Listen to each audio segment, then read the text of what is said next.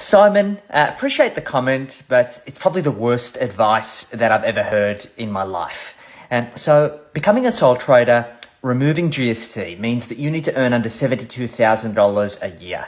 That is just goods and services tax. You've got to realize that GST should be a pass-on expense. It should not erode your profitability. You should be working out how much you should charge, excluding GST, because this is the money that you actually got to run your business.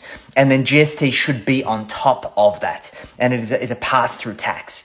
The typically reason why most people have challenges with GST is they haven't planned for it, or they've set a particular price inclusive GST, mistaking the fact that they're going to have to remit 10% of that to the ATO.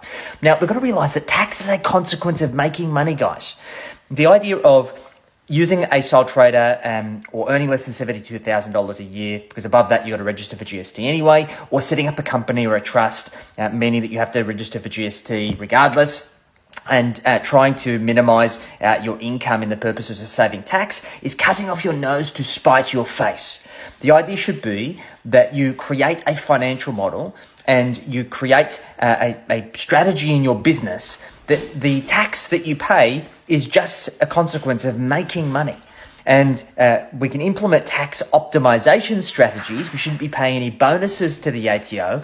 But the idea is that you're going to put yourself, your family, and your future wealth creation at detriment in order to not pay any tax is absolutely ridiculous.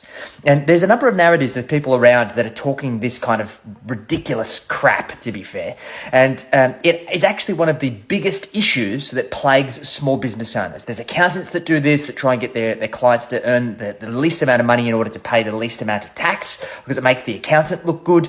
For all of my clients, my mission is for them to pay more tax every single year. Now, of course, we want to try and optimize that tax. But the idea meaning that if they end up paying more as a dollar figure in tax every single year, it means they've made more money, which means that they can build more wealth, which means that they can create financial freedom faster. I get excited every time I get a tax bill, and I pay millions of dollars a year in tax, guys. And every single time I pay that tax bill, I do it with a smile. And the reason for this is because when I've got a positive relationship with paying tax, it means that I don't utilize tax as my primary measure of success. It is the net result that I've got left over after I pay my tax, that is the measure of my success, and then what I go on to do with that money.